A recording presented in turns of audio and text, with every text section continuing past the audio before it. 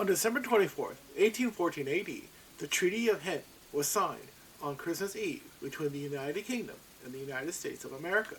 The signing of the treaty ended hostilities between the two nations along with the War of 1812.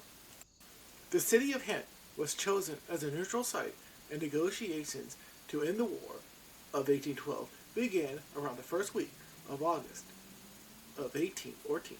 The head of the UK delegation, Lord Gambler, along with William Adams and Henry Goulburn, met with the U.S. delegates, who were led by John Quincy Adams and Henry Clay. During the first 2 months of the negotiations, the British Army and Navy invaded the east coast of the United States and burned down Washington, D.C., and tried to capture the port city of Baltimore, but failed. The British defeat at the Battle of Lake Champlain ended their attempts of crushing the U.S. military and bringing the United States to their knees. The UK, however, was still trying to drag out the negotiations with one last attempt to invade the U.S. from Canada, when Lord Liverpool, who wanted the Duke of Wellington to assume command of the British Army over there. But the Duke said, "I think you have no right, from the state of war, to demand any concession of territory from America. You have not been able to carry into the enemy's territory, notwithstanding your military success and now undoubted military superiority, and have not even cleared your own territory on the point of attack. You cannot, on any principle of equality in negotiation, claim a cession of territory except in exchange for other advantages which you have in your power.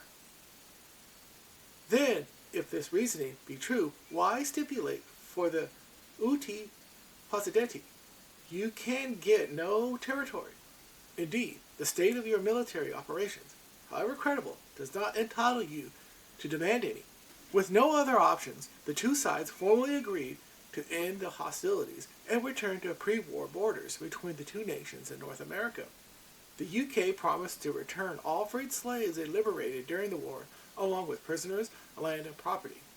The slaves, however, were not returned, and the U.S. government was compensated financially to a tidy sum of $1.2 million in 1850 money. The news of the end of the War of 1812 took a while to reach the western frontier of the United States. Britain sent one last invasion force to capture the port city of New Orleans a few weeks before the signing of the Treaty of Ghent. The Battle of New Orleans took place on January 8, 1815.